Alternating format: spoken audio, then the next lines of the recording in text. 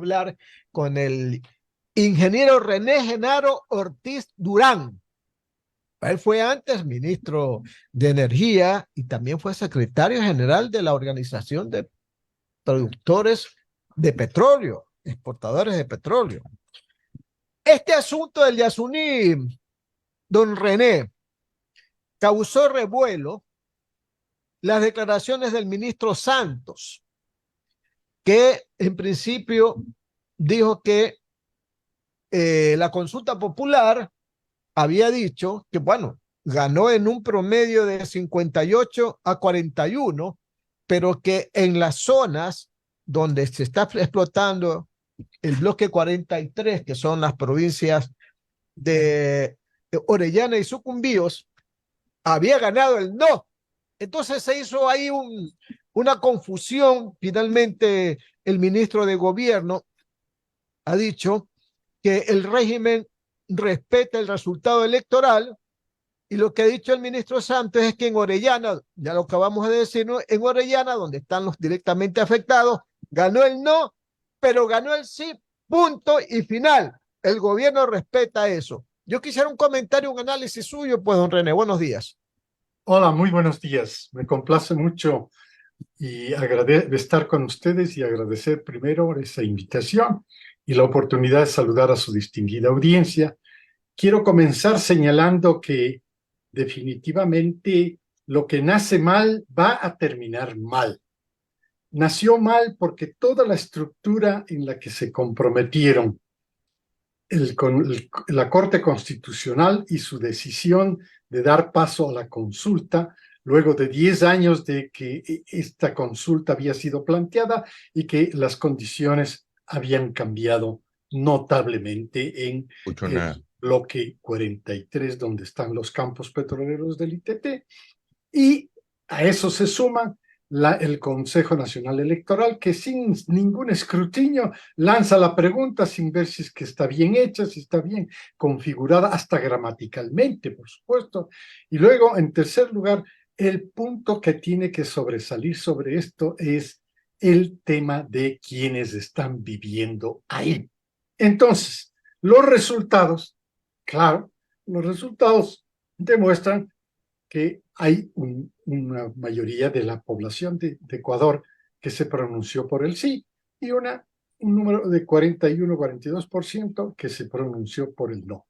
Y lo más interesante es que dos de las provincias orientales, que son las provincias petroleras, donde se producen los 480,000 barriles por día, esas dos provincias se han pronunciado por el no.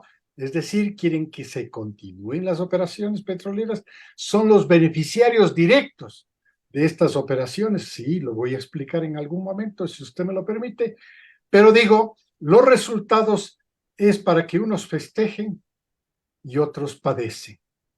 Los que en la lucha post-consulta del ITT terminan pensando como los Yasunidos y sus seguidores, festejan en las redes sociales y las declaraciones públicas. Pero el otro lado, en la lucha sigue, la lucha continúa, dice, post-consulta sí comienza el sufrimiento de miles de familias que trabajan para la petrolera y sus contratistas en todo tipo de trabajo y empleo en servicios ligados a las operaciones petroleras en el ITT. Es decir, hemos visto el planteamiento real del problema. Estamos tratando un problema que sí se alertó, sí se anticipó. Yo tuve también la oportunidad en su misma radio de hacer estos planteamientos. Estamos hablando de los Yasunidos, el colectivo Yasunidos, impulsando una tesis futura. Pero esa tesis futura está causando un daño actual, un daño real. La lucha en el ITT continúa porque es una lucha pública entre la mentira y la verdad. Y voy a señalar por qué. El colectivo Yasunidos y sus seguidores le han vendido a los electores en la consulta una tesis de futuro sobre la industria del turismo. Ahí no existe ningún turismo. Está cerrado totalmente. Los guardianes son la petrolera estatal. Ahí no existe ninguna industria del futuro. Le han hablado de la industria de la biodiversidad, la industria financiera del canje, de la deuda del gobierno, con el gobierno públicamente. Le han hablado de la industria del mercado financiero con bonos verdes, ya se hicieron bonos azules y cosas así, y otras industrias. Pero la realidad actual es otra. Este proceso tiene que comenzar, porque así lo señala el resultado de la consulta, tiene que comenzar por terminar la operación inmediatamente y proceder al desmantelamiento. Y aquí comete un error gravísimo la Corte Constitucional. No saben ni entienden cómo funciona la industria. Ahí hay instalaciones industriales. No es que se puede quitar un perno o una bomba o un intercambiador de calor. No, no, no. Hay que parar la producción. Y esto causa daño. Es decir, entre la verdad y la mentira, debo decir y señalar con la oportunidad que usted me permite, que la verdad de estas operaciones petroleras en estas provincias es ambientalmente sustentable e inclusiva, socialmente responsable con el bienestar y económicamente viable para el país y viable para el gobierno. Entonces, ahora sí estamos frente a la verdad y frente a la mentira. Quiero, si usted me lo permite, o paso a que... Continúe, doctor, continúe. Muy interesante su explicación. Quiero mostrar cómo se interpreta la consulta. Y entonces me permito leer.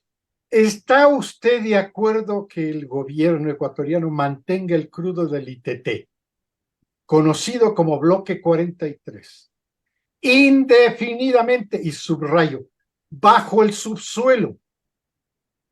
¿Sí o no? Y ahí viene el problema. Bajo el subsuelo no hay petróleo. El petróleo está en el subsuelo. Bajo el subsuelo está la roca. Esto es real, esto es geología, esto es evidencia. Es decir, aquí hay un error garrafal. Muchas personas dicen, bueno, es un error gramatical de forma. Vamos, hay muchos otros que piensan que no es solamente un error gramatical, este es un error de forma y de fondo. Y esto es gravísimo, porque al llevarnos a este tipo de situación, dice, ¿está usted de acuerdo que se cierre indefinidamente bajo el subsuelo? Bajo el subsuelo no existe nada. Existe la roca madre, ahí no hay petróleo. Entonces se puede interpretar, muy bien, pues no vamos a tocar el subsuelo, el bajo subsuelo, no vamos a tocar, podría decir la petrolera. Simplemente vamos a seguir produciendo desde el subsuelo, porque ahí es donde está el petróleo, desde el subsuelo. Pero bajo el subsuelo no existe petróleo, entonces no lo vamos a tocar. Está la roca madre, como se dice geológicamente, y ahí queda. Vea este error garrafal. Entonces, le repito, hay unos que dicen que este error es un error gramatical de forma, y otros dicen que esto es un error de forma y de fondo, y esto es grave porque le indujo esta combinación de la Corte Constitucional, el Consejo Nacional Electoral y la presión de los Días Unidos del colectivo, indujo a la ciudadanía a elegir algo falso, porque bajo el suelo no existe petróleo. Doctor, pero ¿qué hacemos entonces con estos vicios y errores, sabiendo que la Corte Constitucional toma decisiones de última instancia y nadie la puede rebatir, pues, doctor? Así es, justamente. Pero a esto quiero complementar otro problema. El otro problema, este también es legal. Fíjese usted, ¿qué dice el artículo 57 de la Constitución de la República?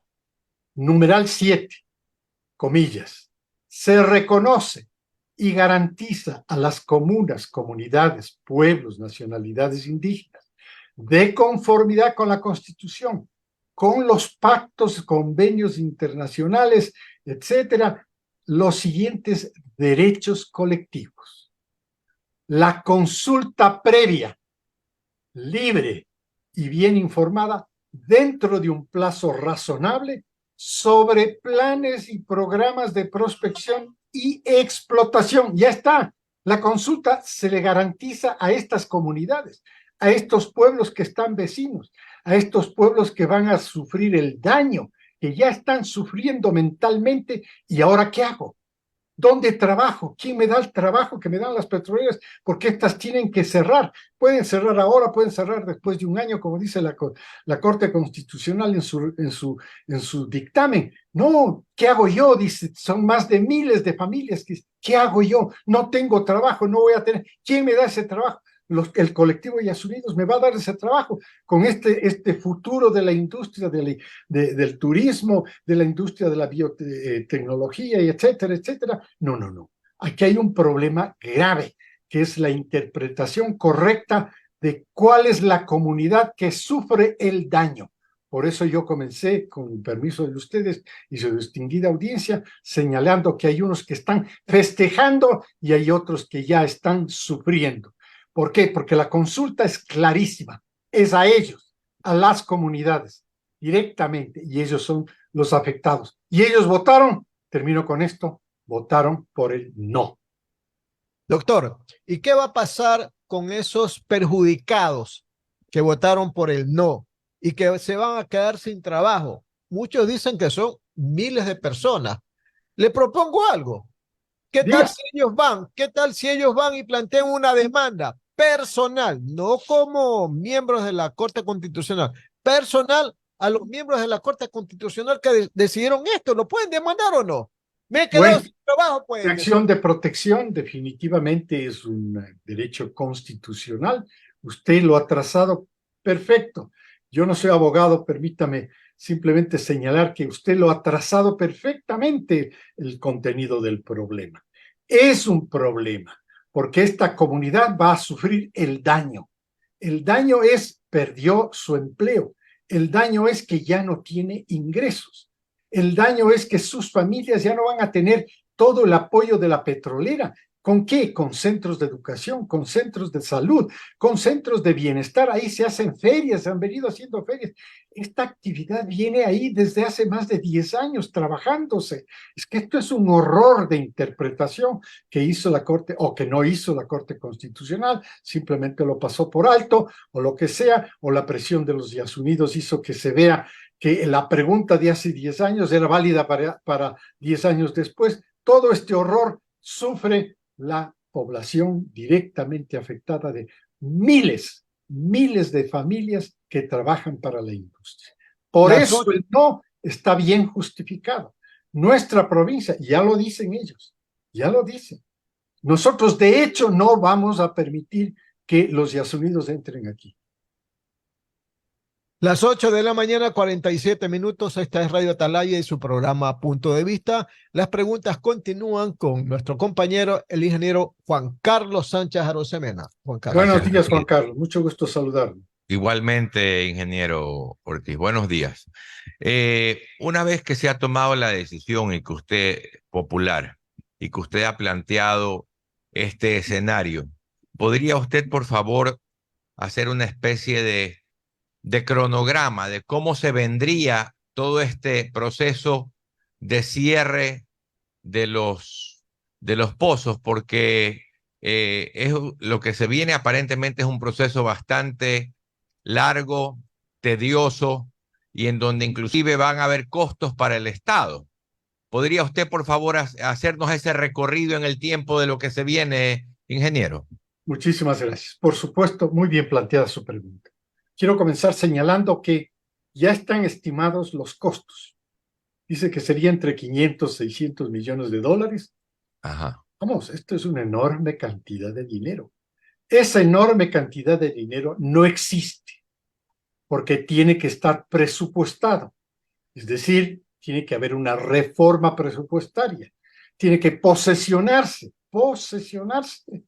la Asamblea Legislativa, que es la que aprueba las reformas presupuestarias. Entonces, el gobierno puede preparar la reforma, pero en el Congreso, en la Asamblea, perdón, le van a preguntar, ¿y de dónde vienen esos fondos? Porque esos 500 millones o 600 millones de dólares que va a costar el desmantelamiento de toda esta operación industrial no existen. Ah, le van a poner más impuestos. Ah, entonces vamos a terminar pagando nosotros la novatada, pagando nosotros la novelería, pagando nosotros un futuro ilusorio de la industria del turismo. Eso es un futuro ilusorio de la industria de la bioenergética, de la biotecnología, etcétera, etcétera. Todos estos, un futuro ilusorio de que el mercado de canje de bonos verdes también le va a resolver. Ya el canje de bonos verdes fracasó con la administración de Rafael Correa. Entonces, la comunidad internacional no puede aceptar este tipo de burlas, y peor aún si es que se conocen que tienen fallas, que tienen problemas jurídicos y luego problemas sociales. Pero bien, primer punto, no hay los fondos. Segundo punto, no vamos a permitir que nos pongan más impuestos para financiar los 500 o 600 millones de dólares que tienen que ser planteados por el Ejecutivo a la Asamblea Nacional para que se apruebe la reforma y Petroecuador tenga los fondos, la empresa petrolera tenga los fondos para comenzar a desmantelar la instalación industrial que existe en estos campos petroleros. Luego viene todo un proceso, y ahí es donde tengo que hacer cola con el argumento planteado por el ministro de Energía, Fernando Santos. Es cierto, tiene que prepararse y van a dejar preparado, pero mientras se prepara, esto no es cuestión simplemente de ir a quitar pernos y bombas y cosas por el estilo, no, hay que hacer una preparación. Es más, de conformidad con las reglas del juego reglamentarias y legales de Ecuador, el abandono propiamente dicho de un campo petrolero requiere lo siguiente: tiene que prepararse, y hay los viveros, la restauración y rehabilitación del área, aun cuando sea pequeña, porque es minúscula, como lo he señalado en algunas ocasiones, 0.01 del tamaño del parque centenario en la ciudad de Quito. Puede ser de ese tamaño, lo que sea, pero hay que restituirle ahí están los viveros listos para plantar las plantas. Ya tenemos ejemplos de rehabilitación de campos petroleros que se tienen que abandonar. En el bloque 10 que manejaba la AGIP ya se hizo una prueba perfecta, es decir, funciona porque existen los viveros para replantar la vegetación en las áreas en donde están siendo ocupados estas instalaciones industriales. Esto toma su tiempo. Es decir, no es como soplar y hacer botellas, si usted me lo permite. Estos son los problemas que nos causa una mala interpretación de la consulta que debía hacerse hace 10 años y que no se hizo, y la consulta que debía haber sido al menos escrutinada un poquito, revisada hasta la forma gramatical, como acabo de señalar, pero no se hizo. Y entonces ahora nos lleva a los problemas. Los problemas es que parecería que la aplicación propiamente dicha de la consulta va a tomar tiempo. Y claro, va a tomar tiempo porque todas estas cosas tienen que tomar tiempo. No se puede rehabilitar un área, la vegetación, el hábitat propiamente dicho, rehabilitarlo de la noche a la mañana. Tomará su tiempo. El bosque volverá a ser el bosque, pero con tiempo. Mientras tanto, todo esto tiene que ser planificado. Y mientras tanto, también tiene que haber una solución para las familias, las miles de familias que se van a quedar sin trabajo. Esto es un verdadero horror.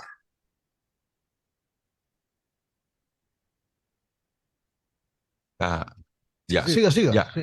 Gracias, ingeniero.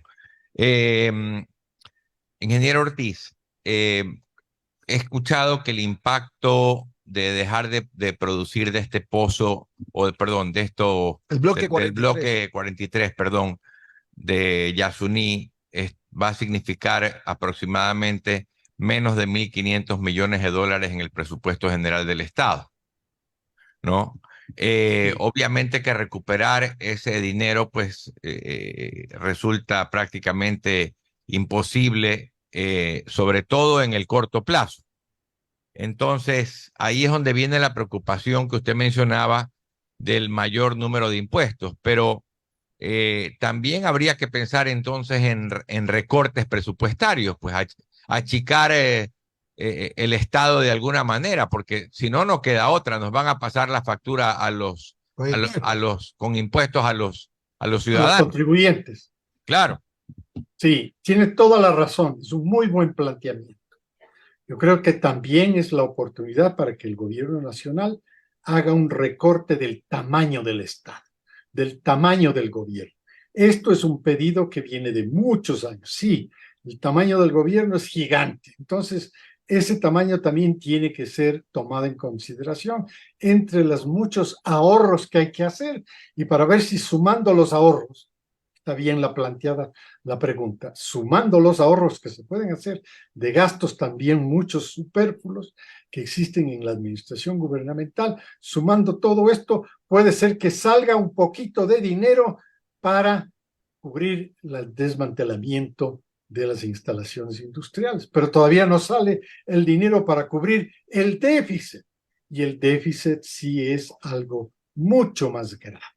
Esto sí es gravísimo porque en realidad usted muestra la situación actual. Terminaríamos el año 2023 probablemente con menos de los 1.500 millones de dólares que debería generar solamente ese bloque 43, pero proyectado hasta los próximos 10 años, por ejemplo, Walter Spurrier lo pone perfectamente en los números, en las matemáticas, y lo que pierde, lo que deja de recibir el gobierno nacional son 16.000 millones de dólares. Esto es una pérdida gigantesca. Esto es parte de todo este proceso ligero que ha sido manejado con una ligereza brutal. Imagínense utilizar el argumento de que sería Ecuador el líder del mundo de cerrar una operación petrolera. Nadie le ha pedido que cierre una operación petrolera. Los textos internacionales de acuerdo sobre el cambio climático y todo esto no le piden a ningún país que sacrifique a nadie. No le piden. Y aquí se adelanta el Ecuador, y porque un artista de cine como Leonardo DiCaprio dice, sería un ejemplo. Aquí, ¿qué ganamos nosotros? Con el ejemplo de perder 16.000 millones de dólares en los próximos 10 años. Esto es un horror a donde nos condujo esta consulta. Entonces, no hay de dónde sacar todo este dinero. Las pérdidas son gigantescas. He señalado que es cierto, el tamaño del Estado es un ejemplo para reducir esto, pero si nosotros nos acercamos al Fondo Monetario Internacional, al Banco Mundial, y pedimos plata para que nos auxilien, solamente para satisfacer un problema del déficit fiscal que existe hoy en día para terminar el 2023, que ya suma 4.000 millones de dólares. Solo para este año, pero para el siguiente el déficit es todavía mucho mayor, porque en el 24 hay que también calcular el déficit y tiene que sumarse lo que se deja de percibir, que son 1.500 millones de dólares del campo y de los campos ITT. Y entonces vamos sumando. ¿Qué es lo que estamos sumando? Vamos sumando pérdidas y pérdidas y pérdidas. Esto es un atraso gigantesco. Vamos a ver la pobreza. Quiero sumarme a las palabras de Walter Spurrier, para quien tengo un gran respeto por sus capacidades de análisis. Quiero sumarme a hacer. El problema va a ser catastrófico. Ya lo vamos a ver. Y es que no hay de dónde sacar la plata. Ingeniero, ¿cuándo el país comienza o paraliza las operaciones el bloque 43?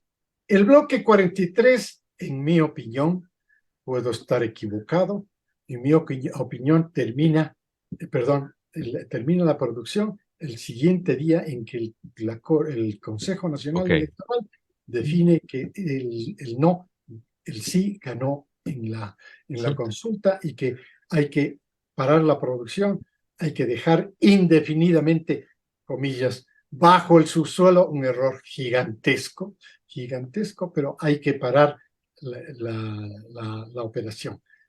Ahora, yo pienso que las provincias no se van a quedar tranquilas. Yo pienso que las provincias van a levantar su voz. Yo pienso que las provincias petroleras del Oriente, Sucumbíos y Orellana, van a presentar sus respectivos reclamos judicialmente, jurídicamente, ante cualquier tribunal, e inclúyase esto a tribunales internacionales como la Corte Interamericana de Derechos Humanos. La violación que se haría directamente al artículo 57 de la Constitución, numeral 7, la violación es gigantesca, porque esto se traduce en un daño, y el daño es real. Miles de familias que se quedarían sin los ingresos que perciben hoy en día. Miles de niños que se quedarían sin las escuelas, porque no es cuestión simplemente decir si el Estado se puede hacer cargo de eso. No, estaba hecho cargo la petrolera. Hasta cuando el Estado se haga cargo de las escuelitas o de las escuelas que existen ahí, tiene que pasar un tiempo de preparación de un presupuesto fiscal, y todo eso es un trámite largo, fíjese usted. La responsabilidad de salud es del gobierno, pero se termina la actividad petrolera y ya no hay dinero de la petrolera para financiar la actividad de salud que se lleva adelante en esas inmediaciones, y así sucesivamente. Entonces el daño es gigantesco, y por supuesto yo creo que hay que esperar en este momento, ver cómo va a ir. No pueden reaccionar todavía, pienso yo, las provincias y los líderes provinciales, las comunidades indígenas que viven ahí, no pueden reaccionar inmediatamente porque todavía no hay el pronunciamiento de la autoridad competente, que es el Consejo Nacional Electoral. Una vez que haya el pronunciamiento, usted va a ver que empezarán los reclamos respectivos, porque para mí la petrolera tiene que parar la producción inmediatamente y empezar a quitar desde una bomba, un perno, un intercambiador de calor, de cualquier cosa de estos equipos industriales.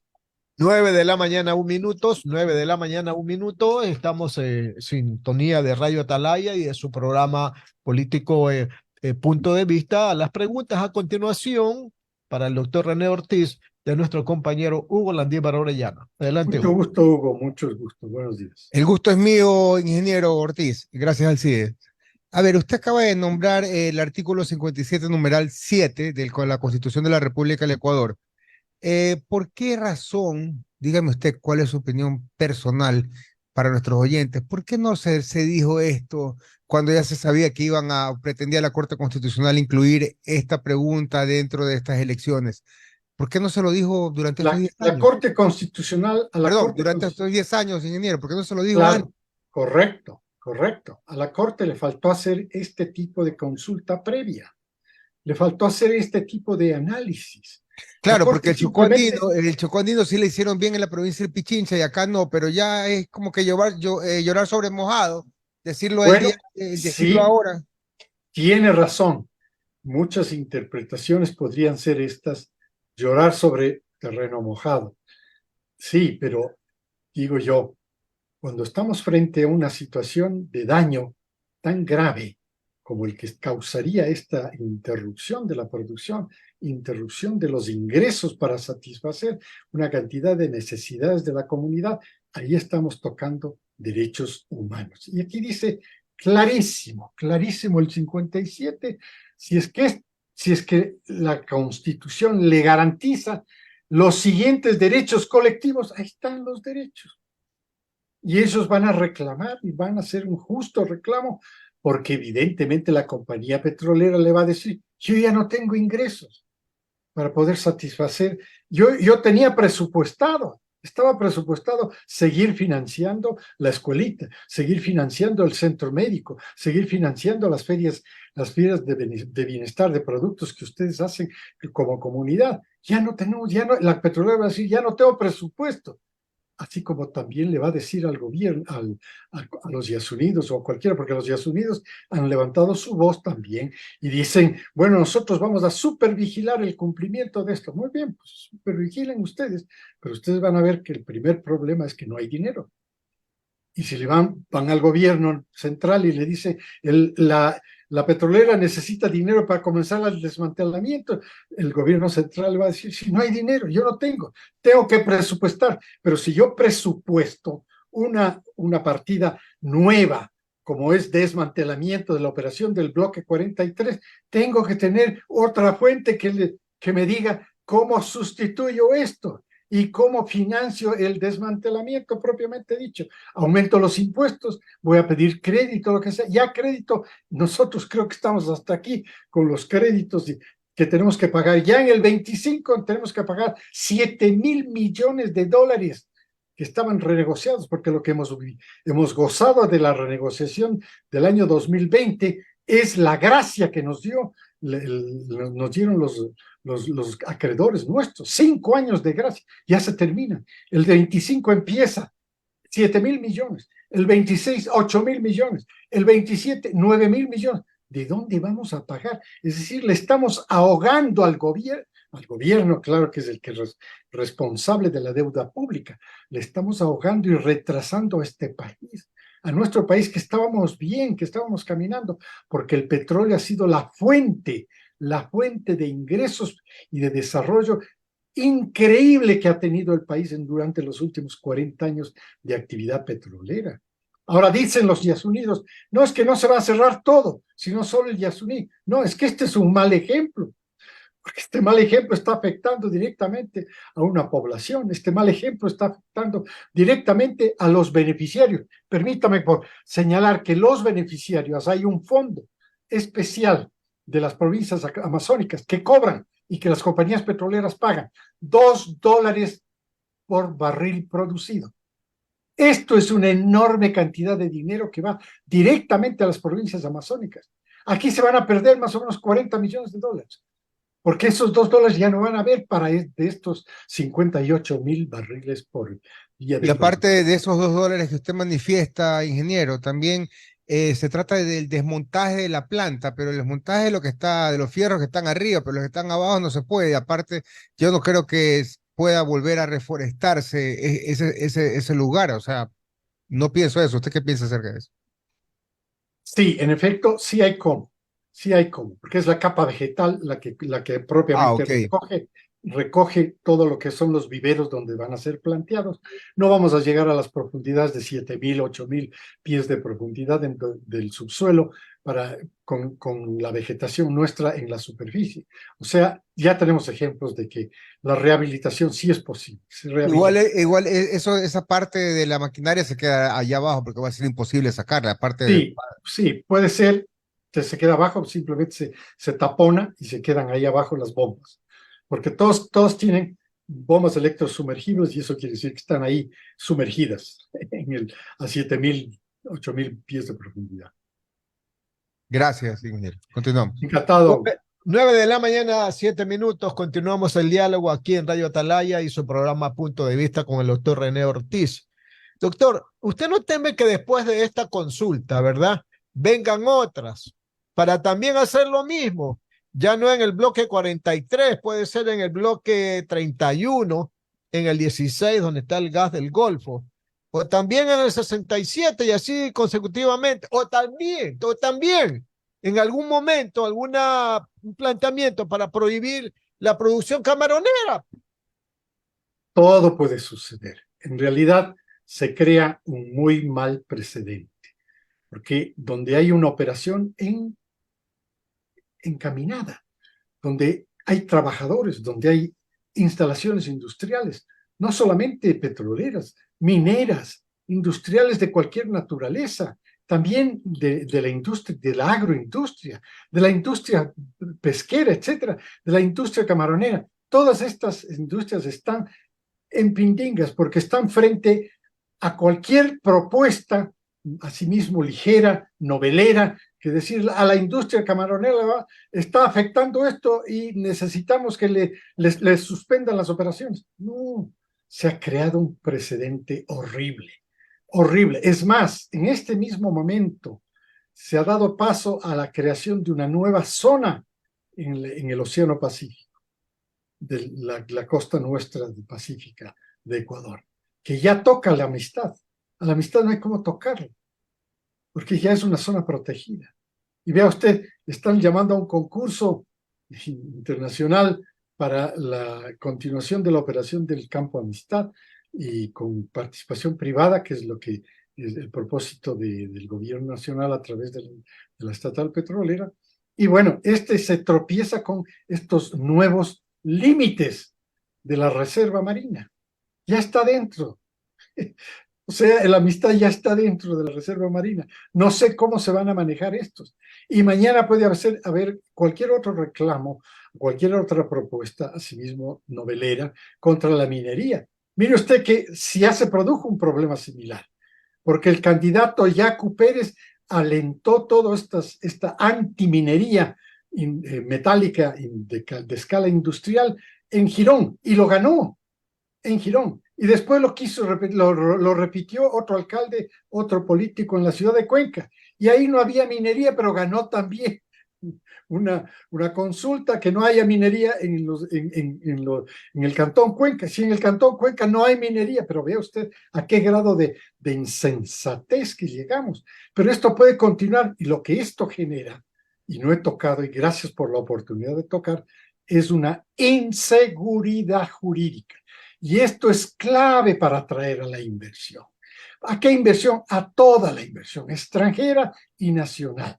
Esto es clave, la seguridad jurídica es clave para mostrar a la comunidad internacional y a la nacional de inversionistas que en este país se respetan las leyes y que en este país se respeta la institucionalidad. Esto de la inseguridad jurídica que causan este tipo de consultas mal llevadas, mal organizadas, mal informadas, mal intencionadas, insensatas, ligeras y noveleras, podría tener un efecto dominó. Dios mío, ojalá no ocurra esto. Ingeniero René Ortiz, este gobierno del presidente Lasso prometió que iba a duplicar la generación Momento. la extracción de petróleo, los ingresos por extracción de petróleo. Se cierra ahora el campo 43 del Yasuní.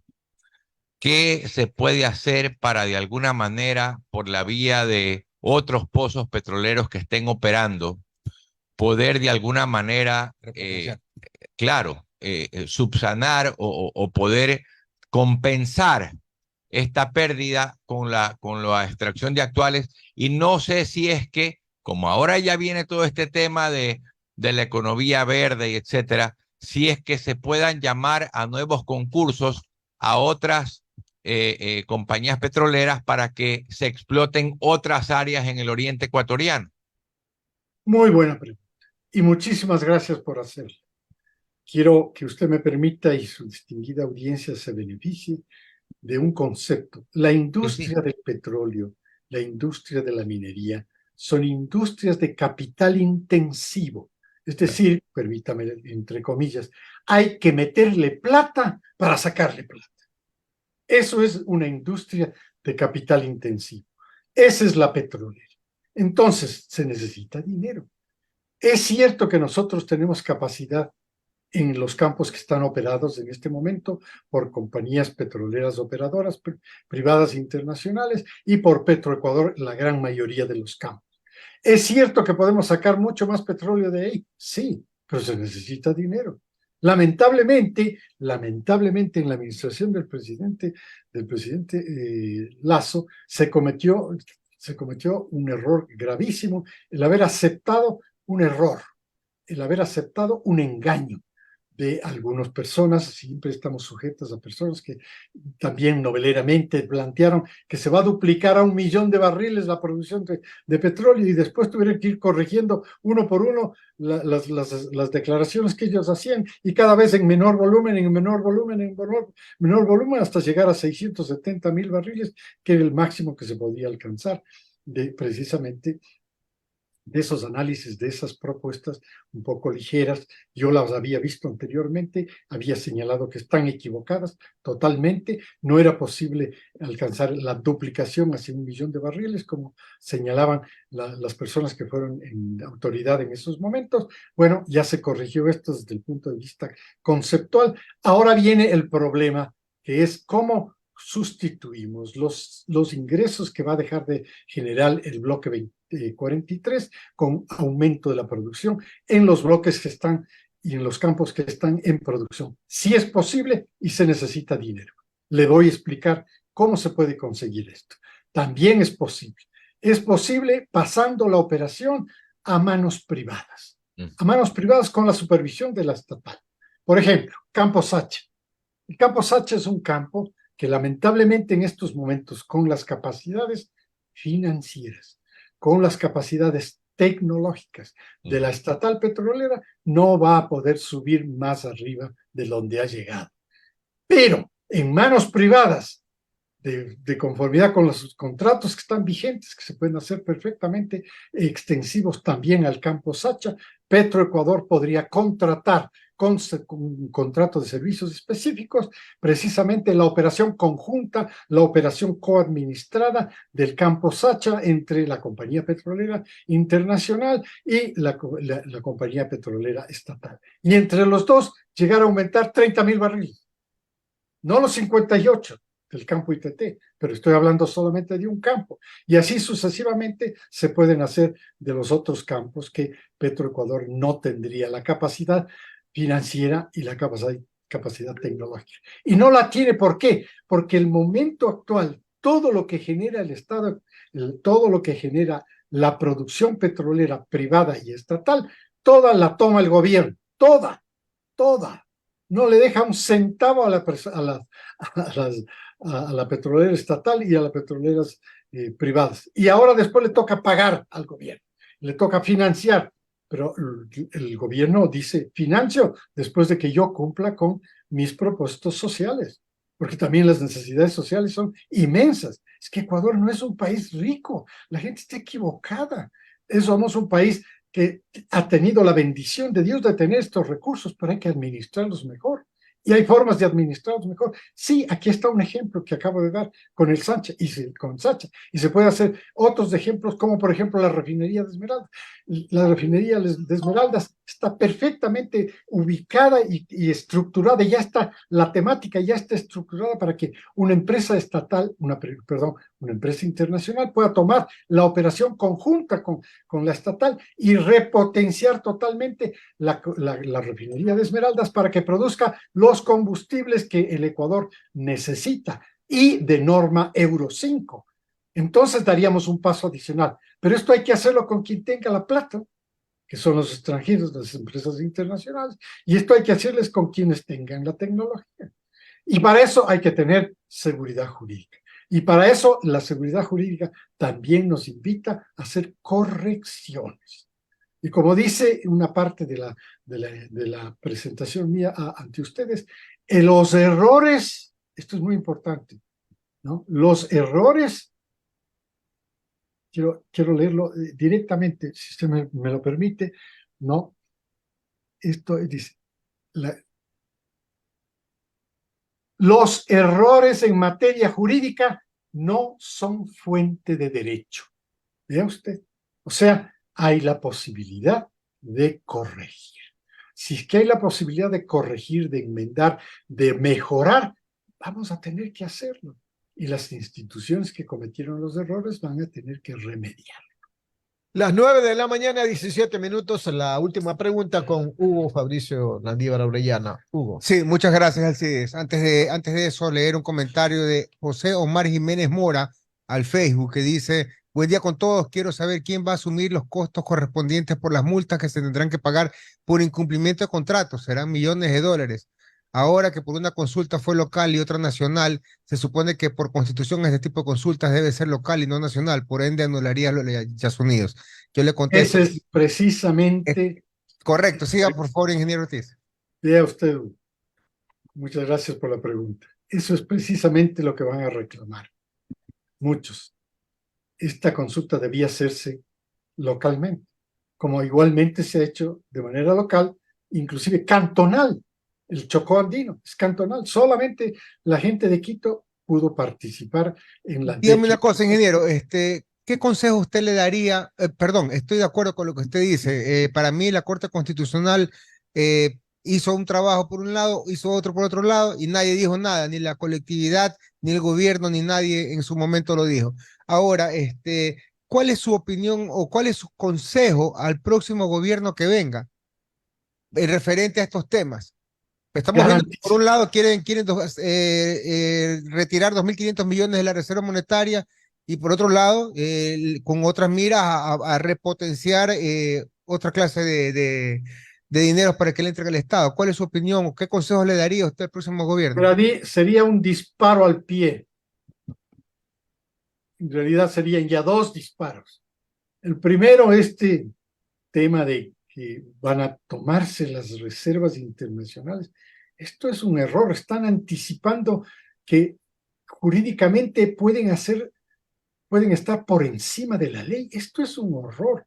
Esto genera una señal internacional. En este país llamado Ecuador no se pueden hacer inversiones porque la gente no respeta la juridicidad.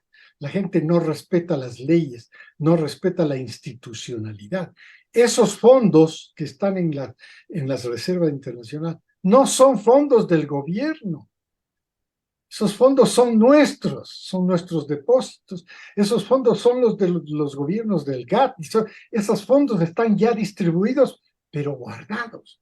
Ya están distribuidos, pero están guardados. ¿Para cuándo? Para cuando le toque a cada una de estas instituciones hacer uso de esos fondos. A nosotros mismos como usuarios de la banca, en algún momento nos toca hacer uso de esos fondos. Acudimos a esos fondos. Tienen que estar disponibles. Igual les ocurre a los GATS, que son todos los gobiernos provinciales y municipales, y parroquiales. Ellos también tienen sus fondos ahí guardados en esa reserva y por supuesto lo van utilizando de conformidad con la ejecución de sus respectivos presupuestos anuales. Entonces no es que no tienen dueño esos fondos, pero estas personas, estos candidatos están queriendo anticipar que van a tomarse esos fondos. Aparte es ilegal, aparte es ilegal esos fondos hacerlo, le van ¿no? a quitar a la banca. No es que le quitan a la banca solamente es un depositario. El Banco Central solamente es un depositario. Cualquier otro banco internacional donde estén depositados estos fondos simplemente están guardaditos para cuando sean necesarios de conformidad con los usos y servicios que van a tener esos fondos. Entonces, es una absoluta ligereza y por supuesto, esto ya lo dijo, ya lo planteó en una ocasión, perdón, no solo lo planteó, ya lo utilizó este principio la administración del presidente Rafael Correa en su tiempo, cuando sufría precisamente de la caída de los precios del petróleo en 2014 y propiamente en el 2015 ya no tenía dinero y entonces acudió e indirectamente maniobró de la forma de, esto es manipular la ley, maniobró de tal manera que pudo hacer uso abusivo, por supuesto, un uso abusivo de parte de esas reservas internacionales. No lo podemos permitir otra vez. No. Correcto. No lo podemos permitir. Correcto. Le agradecemos mucho al ingeniero René Ortiz por haber estado con nosotros. La verdad es que este es un tema muy apasionante, actual, que necesita muchísimo más tiempo, pero usted sabe bien, doctor, que el tiempo ahí en los medios de comunicación audiovisuales, especialmente en la radio, nos impide seguir conversando, pero le prometemos que lo vamos a seguir llamando para complementar algunos otros temas de interés nacional. Le agradecemos mucho al doctor René Ortiz. Muchísimas Gracias, gracias. doctor. Gracias, doctor, que tenga buen día. Y la audiencia.